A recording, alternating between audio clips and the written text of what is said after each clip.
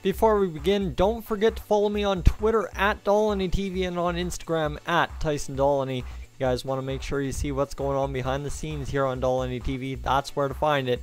Let's get going. This is Dolynny TV, guys. A big welcome back to NHL 19. Holy crap, stammer over my words. I'm excited for this one. We have the final 7 games of the regular season in 2018-2019 with our Edmonton Oilers. You saw yesterday we acquired Jesper Fast. Okay, that's a good move. It was a good trade deadline move.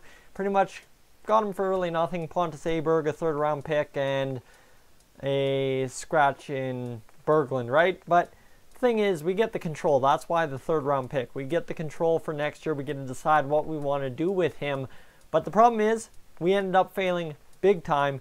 We are, what, 5 points out of a playoff spot? With 7 games to go. That's not a good formula.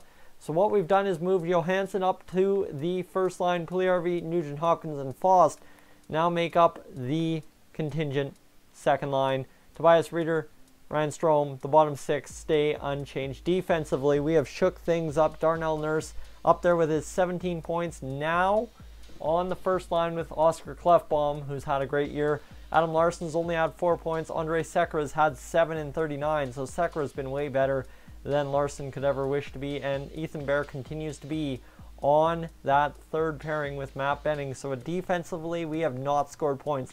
We knew the Oilers' defense didn't have points in them this year, but that's all right. We need more. Jesper Fast is now on the top line of the power play with Connor McDavid and Draisaitl, Klefbom, and Nurse make up that D pair there. I'm hoping Nurse can plot some. We need some. Nugent Hopkins, Puljujarvi, and Johansson. I went backwards. Sorry, I went right, left instead of right. Oh man, bad.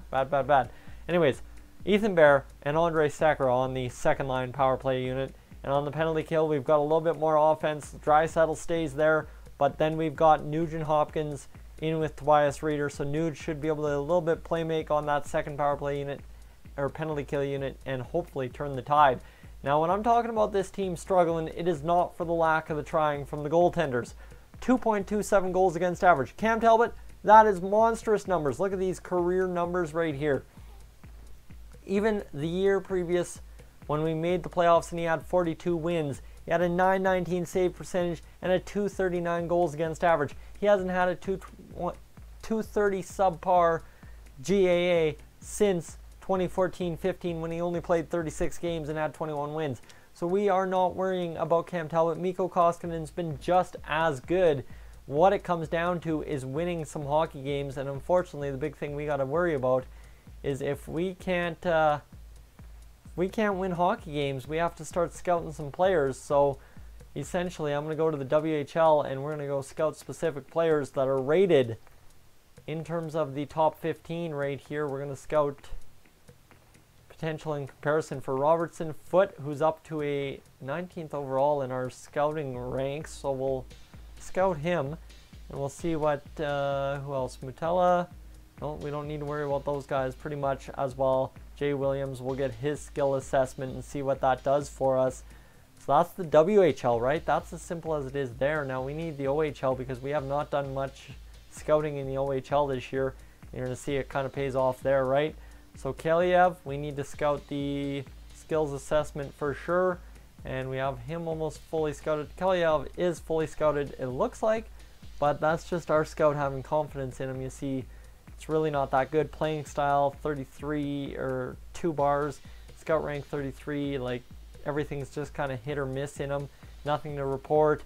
Medium elite potential, but it's 1 bar, right? So I'm not 100% confident in that. We'll get a potential in comparison, and we will go get a skills assessment for Clark. So let's see what that does for us. I think I selected characters scout. That's all right.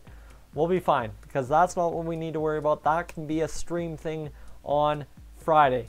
Big thing we need to worry about right here, right now, is trying to get into the playoffs and trying to get this done.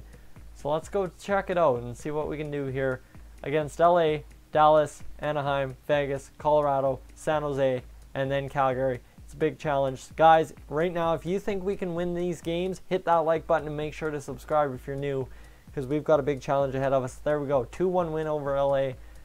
as I stammered on, we get it done, and we are now, what? 3 points back of a playoff spot, 5 points back of a secured playoff spot, it looks like. Okay, just need to keep winning hockey games. That's one down now against Dallas. That helps us out in the Central as well. Let's get into this Anaheim game. They are 41. We have 37 wins against Dallas, 3-1 loss. Oof. That hurts. That really hurts, because now, while we're 5 points back with 8 points possibly remaining, and we got to make ground. We got to make ground quick, or we're going to be in big time trouble. Leon Draisaitl, 65 points. Starting to put him on the board, but a little bit too little too late, I fear. So let's go against Vegas. Got to get a W against Anaheim or our season's over, and I think our season just ended right there against Anaheim. I don't even care. We're just going to go one at a time. 5-4 overtime loss. So now we got to get these next games. Literally, we got to get all these games right here, or else our season is in the books. And I think as it stands, our season is over. Against Colorado, we get a 2-1 win. Do we even stand a chance? I don't think so. I think we have been eliminated. We're 4 points back. So something good could happen here against basically who does... that's tough. That's tough. Who does Arizona play? That's what we need to ask ourselves. Yeah, I don't even know how to check that. So we basically have to hope for a tie. And against San Jose, there you go. That's the end of it. That crushes us. We finished the season right there with a 5-2 loss to San Jose, 38, 36, and 8. Just couldn't get those overtime losses when they counted. And the Oilers fail to make the playoffs again. Another loss here, guys. Oh my God. I feel like crying. I seriously thought we had a shot, and I made some trades to think we did, and we just couldn't get going. But the real big disappointment here, Connor McDavid, 65 points on the year. That's the problem. We just could not score when we needed to score, right? We had 3 20-goal scorers. Pretty much our top line scored 20 goals, and that's it. Nugent Hopkins, fast, and Reeder, Strome, and Johansson, the only other guys. Like Johansson, yeah, sure, he had a fantastic year, almost 50 points, but only put up 10 goals. That's not going to change the pace of play. And the defense was god-awful. Like, the defense was awful. 31 points out of Clefbaum, 17, and everyone else had lucky to have over 4. That was an awful, awful season, boys. I don't even know where to go with this. This is just terrible. Obviously, you have to have faith that it'll turn around. Obviously, we have to deal Andre Sekera in the offseason. That's without a doubt. So you basically come back with a contingent 5, 6, 4. I think you got to keep Matt Benning. He was a -12, 16 average minutes on ice. So Matt Benning, 6th round, even as a 7th defenseman kind of situation. Kevin Gravel didn't get to play much. Adam Larson, do we trade him, right? That's a big question right there. He's a top 4 defenseman, but -8, 2 goals, 2 assists, didn't do anything for us. And it's not for a lack from our goaltenders. 233, 249, like, brutal, boys, brutal. We just couldn't get it done. 32 wins, 29 losses, 6 OT losses for Cam Talbot. But like Koskinen, we couldn't help him out. We couldn't get him a win. He played 21 games and we couldn't get him more than a 500 record. That's awful. Like, this team, man. This team just absolutely crapped in on themselves and butchered it. Now, down in the AHL, same thing. 281 goals against average. That's not as bad as it could be. The save percentage is low, but what do you expect? 281 goals against average is not a bad GAA in the minors, right? So again, the minor system was about the same exact problem. Kyler Yamamoto, 48 points. Joseph Gambardella finished the year at a 73 overall, so he grew pretty good. 42 points on the year. Grayson Downing up to a 70 overall. Brad Malone, 40 points. Like, we had a great year down there in the minors.